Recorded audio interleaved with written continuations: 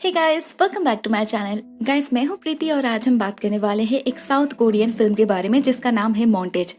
इस फिल्म की IMDb rating है 7.5 आउट ऑफ 10 और ये फिल्म 2013 में रिलीज हुई थी। गाइस, ये फिल्म टिपिकल कोरियन थ्रिलर है with all the plot twist and surprising ending. लेकिन गाइस, इस फिल्म को बिल्कुल भी क्रोनोलॉजिकली प्रेजेंट नहीं किया गया था, जिसकी वजह से बहुत सारे प्लॉट होल्स क्रिएट हो रहे थे। लेकिन मैंने इस फिल्म को बिल्कुल सिंपल तरीके से एक्सप्लेन की है और मैंने इस फिल्म के कुछ कैरेक्टर नेम्स भी चेंज कर दी है जिससे आप लोगों को समझने में सुविधा हो। तो चलिए शुरू करते हैं आज की इस वीडियो को और जानते हैं इस फिल्म की कहानी को। लेकिन दोस्तों, ये फिल्म शुरू होती है एक बहुत ही नेगेटिव टोन से। बिल्कुल स्टार्टिंग सीन में ही हमें एक किडनैपिंग केस के बारे में कुछ डिटेल्स दिया जाता है जो आज से 15 साल पहले हुई थी। दी सू जिन किडनैपिंग केस। सिर्फ 7 साल की बच्ची थी वो। उसकी माँ मिसेस यून बहुत कोशिश की थी उसे वापस पाने के लिए। उसने पुलिस को भी कांटेक्ट की थी और पुलिस ने उसे जैसे जैसे जो भी कुछ करने के लिए कहा था उन्होंने हर एक स्टेप फॉलो की थी। उन्होंने रैंसम अमाउंट भी पे की थी, लेकिन फिर भी उन्हें अपनी बच्ची वापस नहीं मिली। हाँ, मिली थी, मगर सिर्फ उसकी लाश। इस हादसे के कारण मिसेस योन का जीवन कंप्लीटली बदल चुका था। एक साधारण हाउसवाइफ से वो एक ऑलमोस्ट डिटेक्टिव बन चुकी थी। इन 15 सालों में एक भी दिन ऐसा नहीं था जिस दिन उसे अपनी बच्ची की याद नहीं आई। एक भी रात उसे चैन की नींद नहीं मिली। कैसे मिल सकती है? उस कल्प्रिट को अभी तक सजा जो नहीं मिली थी। पुलिस के हजारों कोशिशों के बावजूद उस किडनैपर का एक भी ट्रेस नहीं मिला। लेकिन फिर भी मिसेस यून हिम्मत नहीं हारी थी। इतने सालों में इस केस में जो भी प्रोग्रेस हुआ था, हर एक डॉक्यूमेंट्स रिकॉर्ड्स उनके पास है। इस केस को लेकर और एक इंसान बहुत ज्यादा ऑब्सेस्ड था और वो है ऑफिसर अर्जुन। डिपार्टमेंटल इंक्वायरी के बाद भी उसने पर्सनली इस केस को बहुत वक्त दिया था, लेकिन ये केस जैसे परफेक्ट क्राइम था। ये किडनैपर बहुत ही चालाक निकला। कोई भी गलती नहीं थी, कोई भी क्लू नहीं मिला था, सिर्फ एक विटनेस मिला था, मगर जो स्केच बनी थी उससे मैचिंग कोई फेस नहीं मिला। और जब उस बच्ची की लाश मिली तो इंक्वायरी बंद हो गई। और आज 15 years later officer Arjun Mrs Yoon को ये इन्फॉर्म करने आया है कि इस केस को ऑफिशियली क्लोज कर दिया जा रहा है। According to the statue of limitation, हर एक ऐसे केस का टाइम लिमिट 15 साल होता है। उसके बाद इस केस को रीओपन नहीं किया जा सकता। आज से 5 दिन बाद अगले 19 जुलाई को ये केस एक्सपायर्ड होने वाला है। मिसेस यून तो डिप्रेस्ड हो ही चुकी थी, लेकिन ऑफिसर अर्जुन भी जैसे इस बात को हजम नहीं कर पा रहा था, तो वो उस एक्सीडेंट स्पॉट को फिर से एक बार विजिट करता है और यहीं से इस केस को एक नया लीड मिलता है। अर्जुन को वहां पर एक फूल मिलता है, लेकिन मिसेस यून तो कभी वहां पर गए ही नहीं थी, तो ये फूल किसने रखा होगा? अर्जुन वहां के CCTV फुटेजेस को चेक करता है और उन फुटेजेस में उसे एक हुडेड आदमी नजर आता है जिसने वो फूल रखा था और जिसका फेस कुछ हद तक उस स्केच से मैच कर रहा था। लेकिन वो आदमी वहां से बाय फुट जंगल के अंदर घुस गया था। तो अर्जुन और एक ऑफिसर चा के साथ उस जंगल को सर्च करता है और उन्हें वहां पर गाड़ी की टायर प्रिंट्स मिलती है जो नॉर्थ के तरफ जा रहा था। और ये पर्टिकुलरली वही जगह है जहाँ पर उस किडनैपर ने 15 साल पहले गाड़ी पार्क किया था। अर्जुन श्योर है ये वही किडनैपर है, लेकिन उस रास्ते पे आगे कोई भी कैमरा नहीं था। सोचने पर अर्जुन को याद आता है कुछ लोग गाड़ी में डैश कैम इंस्टॉल करता है। अगर उस रात उस रास्ते से ऐसी कोई गाड़ी निकली होगी 140 AM से 150 AM के बीच, तो जरूर उस कैमरा में कुछ ना कुछ रिकॉर्ड हुआ होगा। वो लोग इन्वेस्टिगेशन शुरू करते हैं। उन्हें डैश कैम वाली गाड़ी भी मिल जाती है और CCTV फुटेजेस और इस गाड़ी की डैश कैम फुटेजेस कंपेयर करने पर पता चलता है एक ब्लैक कार्निवल एक्स्ट्रा है, मतलब यही वो किडनैपर की गाड़ी है। अर्जुन ध्यान से चेक करने लगता है, मगर अनफॉर्चुनेटली उस गाड़ी पे कोई भी नंबर प्लेट ही नहीं था। अपरेंटली ये एक डेड एंड था, लेकिन फिर भी अर्जुन रुकना नहीं चाहता था। उसे उस स्पॉट से जो गाड़ी की टायर प्रिंट्स मिली थी उससे वो इस शहर में जितनी भी ब्लैक कार्निवल थी हर एक की टायर प्रिंट्स मैच कर रहा था, मगर फिर भी उन्हें कुछ भी नहीं मिला, कुछ भी नहीं।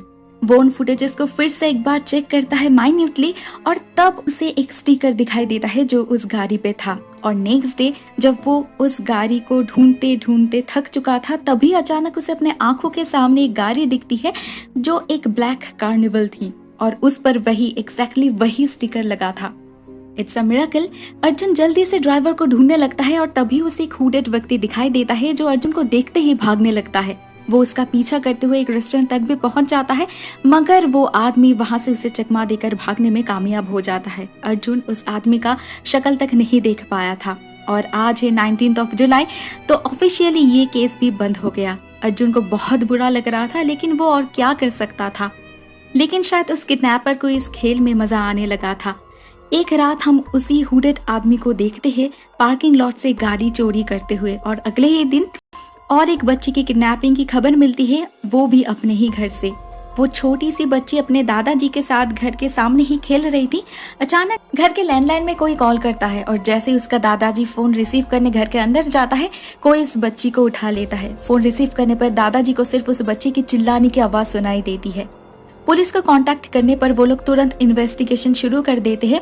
घर के फोन को टैप किया जाता है और जैसे ही वो किडनैपर रैंसम के लिए कॉल करता है, वो लोग उस किडनैपर का लोकेशन ट्रैक कर लेते हैं। लेकिन तब तक उस बच्ची का दादाजी वहां से गायब हो चुका था। एनीवेज, इन्वेस्टिगेटर्स उस लोकेशन पर पहुंच जाते हैं और उन्हें वो पे फोन भी मिल जाता है जिसे वो कॉल किया गया था। कॉल रिकॉर्ड्स भी मैच कर रहा था, लेकिन ना उस फोन पे कोई फिंगरप्रिंट्स थी, ना कोई विटनेस मिला। सिर्फ उस बूथ में उन्हें एक बॉन्ड सिगरेट मिला जो फॉरेंसिक के लिए भेज दिया गया। सब कुछ ठीक ही चल रहा था, लेकिन सबसे वियर्ड बात यह है, वो फोन बूथ मेन रोड से काफी दूर है। वो जगह काफी आइसोलेटेड है, लेकिन जब उस आदमी ने फोन किया था तब उसके आसपास बहुत सारी ट्रैफिक की आवाज सुनाई दे रही थी। लेकिन ये भी हो सकता है कोइंसिडेंटली उसी समय वहां से कुछ गाड़ी गुजर रही थी, so it's not a big deal. कुछ देर बाद वो किडनैपर फिर से कॉल करता है और इस बार उस बच्ची की माँ, वो बच्ची जिंदा है, इस बात का सबूत मांगता है। तो वो आदमी उसे गार्बेज ट्रक के बारे में कहता है जो उस घर के सामने से ठीक 3 मिनट के अंदर गुजरने वाला है। इस बात का पता चलते ही उसकी माँ पागलों की तरह भाग कर बाहर निकलती है और उस वैन को रोकती है। बहुत ढूंढने के बाद उसे वहां से एक एनवेलप मिलता है जिसके अंदर उनकी बच्ची की एक फोटो थी। पुलिस इस फोटो को चेक करता है। देखने से तो ये बच्ची बिल्कुल ठीक ही लग रही थी, मगर इसमें जो बैकग्राउंड दिखाई दे रहा था वो कोई पुराना घर का लग रहा था। पुलिस इस फोटो को और भी अच्छे से चेक करने लगता है और चीफ डिटेक्टिव और एक ऑफिसर रे को इस केस से सिमिलर और कोई केस ढूंढने के लिए भेजता है। रे केस हिस्ट्री चेक करता है और तब जाके उसे सुजैन केस के बारे में पता चलता है। 15 साल हो चुका था, तो ऑनलाइन रिकॉर्ड्स तो डिलीट किया गया था, अभी सिर्फ फिजिकल रिकॉर्ड्स ही बचा था। रे स्टोरेज चेक करने जाता है तो उसे एक बॉक्स तो मिल जाता है, मगर उसमें कुछ भी नहीं था, सिर्फ एक कागज को छोड़कर। और इस कागज पर उसे इन्वेस्टिगेटिंग ऑफिसर अर्जुन का नाम मिल जाता है। नेक्स्ट डे रे अर्जुन से मिलने जाता है और हमें पता चलता है ये दोनों एक दूसरे को पहले से ही जानते थे। रे अर्जुन से इस रिसेंट केस के बारे में इंफॉर्मेशन शेयर करता है और सिमिलरिटीज को देखते हुए अर्जुन श्योर है ये आदमी वही किडनैपर है। और अगर उसका गेस सही है तो वो किडनैपर कल दोपहर 2 बजे लोकल ट्रेन स्टेशन के 5 नंबर प्लेटफॉर्म में 50,000 रुपीज छोड़ने के लिए कहेगा। और उसका ये गेस बिल्कुल सही था। किडनैपर उसी जगह पे एग्जैक्टली वही अमाउंट डिमांड करता है। लास्ट टाइम प्रिपरेशन लेकर भी अर्जुन उस आदमी को ढूंढ नहीं पाया था, लेकिन आज वो डिटरमाइंड है, जो भी हो वो उस आदमी को अरेस्ट करके रहेगा। नेक्स्ट डे के लिए वो लोग एलाबोरेटली प्लान करते हैं। स्टेशन के अंदर बाहर ऑफिसर्स को अपॉइंट किया जाता है। अर्जुन और रे भी बिल्कुल प्रिपेयर्ड है। वो लोग ऑलरेडी उस ट्रेन में जाकर बैठ गए हैं जो कुछ ही देर में उस स्टेशन में पहुंचने वाली है। और वो लोग देखते हैं इस ट्रेन में बहुत सारे सोल्जर्स थे। दूसरी तरफ उस बच्ची की माँ पैसा एक बैग में डालकर प्लेटफॉर्म में रख देती है ट्रैकर के साथ। अभी बस उस आदमी का इंतजार है। समय आ चुका है, सभी अलर्ट हो जाती है। अर्जुन को अचानक ट्रेन के अंदर से स्टेशन में एक आदमी दिखाई देता है जो आर्मी यूनिफॉर्म पहना था और उसके पास बिल्कुल वैसा ही सेम बैग था। उसे देखकर अर्जुन को शक होता है, लेकिन जैसे ही वो उसके तरफ आगे बढ़ता है ट्रेन स्टेशन में जाकर रुकती है और ट्रेन के अंदर जो सारे सोल्जर्स थे वो लोग स्टेशन पे उतरने लगते हैं। इतने लोगों के भीड़ में वो आदमी कहीं गुम हो जाता है। जो ऑफिसर्स उस बैग की तरफ नजर रख रहे थे उन्हें वो बैग हिलते हुए तो दिखाई देता है, मगर वो भी ठीक तरह से कुछ भी नहीं देख पा रहे थे। कुछ सेकंड बाद वो लोग उस बैग तक तो पहुंच जाते हैं, मगर चेक करने पर पता चलता है बैग बदल चुका है। इस बैग में पैसा नहीं है, सिर्फ कागज है। लास्ट टाइम अर्जुन और उसकी टीम पूरे स्टेशन को सर्च किया था, लेकिन उन्हें कुछ भी नहीं मिला। तो जरूर उस आदमी ने ट्रैक से गुजरते हुए बाहर की तरफ गया था और आज भी जरूर वो वैसा ही करने वाला है। इनिशियली उन्हें ट्रैकिंग डिवाइस से सिग्नल तो मिल रहा था, लेकिन पता नहीं क्यों कुछ समय बाद वो सिग्नल आना बंद हो जाता है। तो अर्जुन अपने इंस्टिंक्ट पर बेस करके आगे बढ़ता है और उसे वो आदमी भी दिखाई देता है। वो उसका पीछा करने लगता है और बहुत भागने के बाद जैसे ही वो आदमी एक फेंस क्रॉस करने की कोशिश कर रहा था, उसी वक्त अर्जुन उसे पीछे से हॉस्टेज बना लेता है, लेकिन उसका हैंडकफ काम नहीं कर रहा था। तो रे आकर उसके हाथ में हैंडकफ्स डालता है। इतने भागा दौड़ी के बाद वो लोग उस आदमी का चेहरा देखने के लिए बेताब थे, स्पेशली अर्जुन। इसी दिन का इंतजार तो वो इतने सालों से कर रहा था। लेकिन जैसे ही रे उस आदमी का चेहरा देखता है वो बिल्कुल चौंक जाता है। क्यों? क्योंकि ये आदमी और कोई नहीं, उस बच्ची का दादाजी था। सभी हैरान हो गए थे, लेकिन ये भी सही है, पैसों के लिए कोई कुछ भी कर सकता है। उसे अरेस्ट कर लिया जाता है, मगर वो बार बार कह रहा था उसे फ्रेम किया जा रहा है, वो दोषी नहीं है।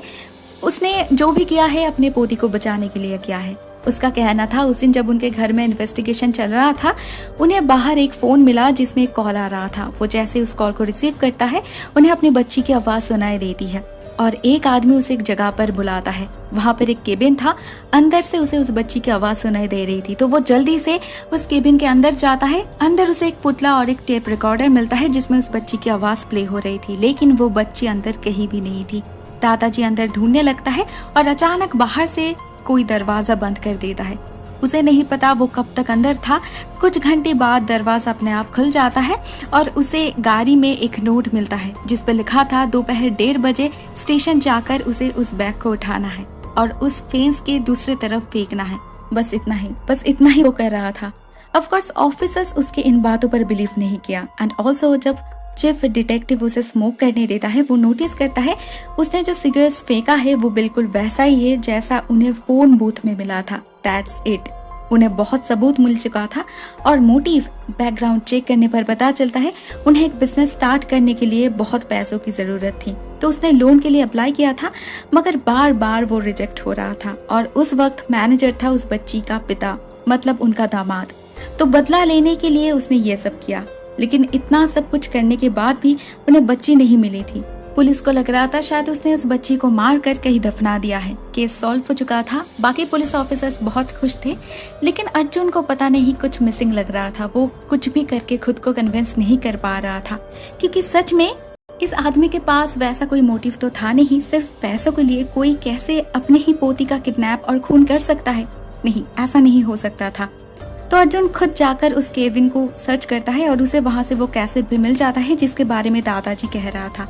अर्जुन इस बारे में रे और चीफ डिटेक्टिव से बात करता है, मगर रे बिल्कुल श्योर है ये दादाजी ही वो किडनैपर है, क्योंकि उस बच्चे की माँ ने खुद बताई थी उनके पिता ने ही इनिशियली पुलिस को कॉल करने से उन्हें मना किया था। इसके बाद पुलिस जब उस आदमी के घर में सर्च की तो उन्हें वहां पर बिल्कुल वैसा ही बैकग्राउंड देखने को मिला जो उस फोटो में था। एंड लास्टली जब उन लोगों ने रैंसम कॉल के साथ दादाजी का रिसेंट वॉइस मैच किया तो तब उन्हें रिजल्ट में 94% मैच मिला। इससे ज्यादा और क्या सबूत चाहिए था? और इसका जवाब अर्जुन के पास भी नहीं था, लेकिन फिर भी अर्जुन 100% श्योर होना चाहता था।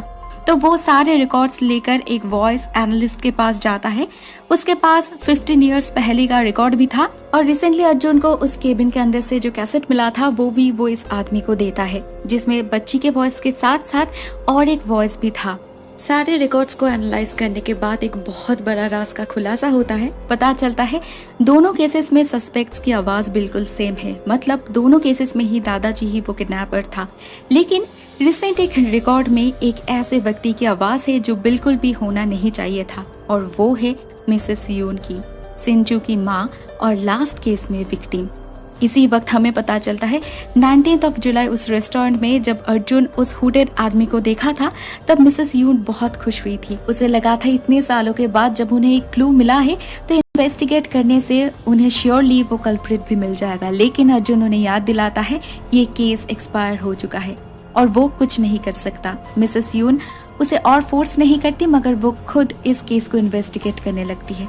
वो पर्सनली उस रेस्टोरेंट में जाकर ओनर से बात करती है और उसे वहां पर एक छाता मिलता है जो शायद उस हुडेड आदमी ने छोड़ कर गया था, और उस छाते पर एक बैंक का लोगो था। मिसेस यून उस बैंक में जाकर एक एम्प्लॉय से बात करती है और उसे पता चलता है ये छाता बस उनकी स्पेशल क्लाइंट्स को ही दिया जाता है, जिनका नाम और फोन नंबर मिसेस यून को कुछ पैसों के बदले में मिल जाता है। लेकिन उसे एड्रेस भी चाहिए था, तो वो अर्जुन को कॉल करके रिक्वेस्ट करती है, मगर अर्जुन उसका वॉइस मेल ही नहीं सुनता। मिसेस यून खुद ही कुछ जुगाड़ करके इनका एड्रेस ढूंढ निकालती है और उनके घर में जाकर क्लूज ढूंढने लगती है, और एक आदमी के घर में जाने पर उसे कुछ प्रूफ्स मिलता है जो इंडिकेट कर रहा था यही वो आदमी है, यही वो खूनी है। मिसेस यून को इस घर से एक एल्बम मिलता है और वही स्केच भी, और दोनों को कंपेयर करने से उसे पता चलता है इस घर के मालिक का शक्ल कुछ हद तक उस स्केच से मिलता है। उसे उस घर से कुछ डॉक्यूमेंट्स भी मिलता है जिससे उसे पता चलता है 15 साल पहले इस घर के मालिक को बहुत पैसों की जरूरत थी अपने बेटी की ट्रीटमेंट के लिए। इस घर में मिसेस यून को कैलेंडर भी दिखाई देता है जिसपे इस व्यक्ति ने रेड मार्क किया था 19 जुलाई, और उसका कारण समझने में मिसेस यून को बिल्कुल भी देर नहीं हुआ। इस घर का मालिक तब तक घर लौट आया था और उसका एक झलक हमें दिखाई देता है। फिर से एक बार प्रूफ होता है इस घर का मालिक, वो किडनैपर और वो खूनी और कोई नहीं, उस छोटी सी बच्ची का दादाजी ही है। 15 साल पहले उन्होंने अपने बच्ची के ट्रीटमेंट के लिए मिसेस यून की बच्ची सुजिन का किडनैप किया था और प्रोबेबली उसे खून भी किया था। सब कुछ देखकर मिसेस यून बिल्कुल श्योर है यही वो खूनी है और उनका मन हो रहा था वो इसी वक्त यहीं पर इस आदमी का खून कर दे, लेकिन वो बहुत मुश्किल से अपने आप को संभाली। उस दिन उस घर में रहते हुए मिसेस यून को इस व्यक्ति की पोती दिखी थी जो अपने दादाजी के गोद में खिलखिला रही थी, और उसे देखकर ही मिसेस यून डिसाइड करती है इस आदमी ने जो किया है उसके लिए उसे रिपेंट करना होगा। तो वो नेक्स्ट डे से ही काम पर लग गई थी। उसके पास 15 साल पुराना रिकॉर्ड्स था और उसने बिल्कुल वैसा ही सब कुछ प्लान की थी जैसी 15 साल पहले हुई थी। उसने सबसे पहले उस बच्ची को उठाई और उसका वॉइस रिकॉर्ड की, और इसे करते वक्त ही उसकी अपनी वॉइस भी रिकॉर्ड हो गई जो उसे नहीं पता चला। इसके बाद फोन करके उस आदमी को उस केबिन में बुलाई और बाद में उसे पैसा लाने के लिए इंस्ट्रक्ट की। पुलिस के नजरों से उसे दोषी बनाने का परफेक्ट प्लान की थी मिसेस यून ने। अपैरेंटली हर किसी को ये केस फर्स्ट केस का कॉपी लग रहा था। अगर अर्जुन ध्यान से नहीं देखता तो ये सच्चाई कभी भी रिवील ही नहीं होता। अर्जुन मिसेस यून का फोन ट्रेस करके उनके लोकेशन के बारे में पता लगाता है। वहां पर पहुंचकर उसे वो बच्ची मिल जाती है और साथ में मिसेस यून भी। लेकिन मिसेस यून उस बच्ची को छोड़ना नहीं चाहती थी, अभी नहीं, क्योंकि उसे जस्टिस नहीं मिला था अभी तक। उस आदमी को सजा नहीं मिली थी, उसने रिपेंट तक नहीं किया था। अर्जुन उसे प्रॉमिस करता है कुछ भी करके वो उसे सजा दिलवाएगा और वो उस बच्ची को लेकर अपने पास रख लेता है। समय आने पर वो खुद इस बच्ची का सौदा करेगा। नेक्स्ट डे वो जेल में दादाजी से मिलने जाता है और उसे डायरेक्टली कहता है मुझे तुम्हारे घिनौने करतूतों के बारे में सब कुछ पता है। वो केस तो क्लोज हो चुका है, लेकिन अगर तुम इसी वक्त इस केस में कन्फेस कर दोगे तो मैं तुम्हारी पोती को वापस कर दूंगा। उस आदमी को लगा था उसकी पोती मर चुकी है, वो जिंदा है ये जानकर उसे रियलाइज होता है उसके और रिसेंट किडनैपर के बीच का फर्क क्या है, और वो कन्फेस करने के लिए राजी हो जाता है। एंड एज द रिजल्ट उसे 15 साल की जेल होती है। मिसेस यून को जस्टिस मिल चुका था। इतने सालों से वो इसी दिन का वेट तो कर रही थी। आज सुजिन के आत्मा को शांति मिलेगी। लेकिन क्या वो दादाजी सच में खूनी था? नहीं। फ्लैशबैक में हमें पता चलता है उसने मिसेस यून को कॉल करके हाईवे पे बुलाया था और वो वहां पर सुजिन को लेकर ठीक समय पहुंच भी गया था। उसे पैसा मिल चुका था तो उस बच्ची को मारने का कोई भी इंटेंशन उसका नहीं था।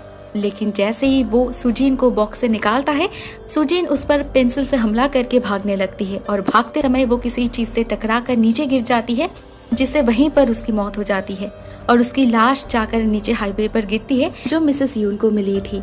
डायरेक्टली ये आदमी दोषी नहीं था, लेकिन उसका दोष ये था वो कभी ये नहीं सोचा था वो लड़की भाग क्यों रही थी। अगर वो किडनैप नहीं करता तो इतना सब कुछ तो होता ही नहीं। अगर वो सिर्फ अपनी बच्ची के भलाई के लिए नहीं सोचता तो शायद आज वो मिसेस यून के दुख को समझ पाता।